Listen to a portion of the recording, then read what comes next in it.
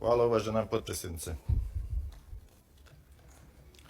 Pa da je gospodin Vukanović, evo vidjeli smo da od jučer pogubio kompas, pogubio je sve konce istine, demantuje informacije sa stranice izbori.ba, statistika rezultata 2018. godine. Rezultati u Nevesinju: Milorad Dodik, Mladen Ivanić 61, 98, 36, 90. SNSD kao politička partija od 7293 važeća listića, SNSD je osvojio 3530 ili 48,40%, a ne 28. Cvijanović 4161, 57,24, naspram Govedarice 2963, naspram 476 na kućnom pragu Govedarice.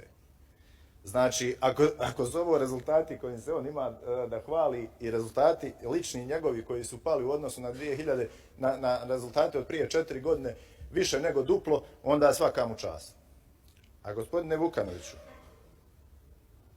dokle sežu, da kažem, vaše mašte, evo, danas sam dobio od okružnog javnog tužilaštva broj predmeta T16 OKTPO, ne znam, nija broj 00750017 od 26.11.2019.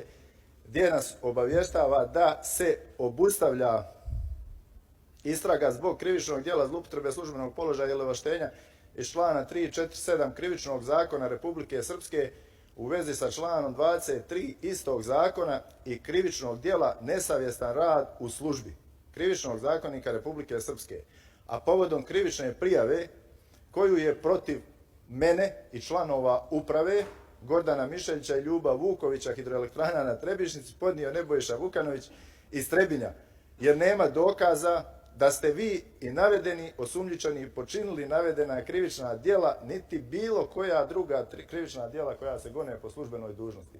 Znači, gospodine Vukanoviću, kad jednu stvar dokažete, kad jednu istinu ovdje ispričate o meni, ja se više neću baviti politikom.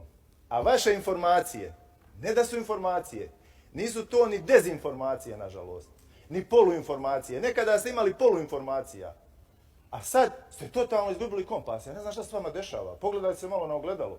Umijte se malo hladnom vodom, čovječe. Čovječe, koga ti ovdje ubjeđuješ?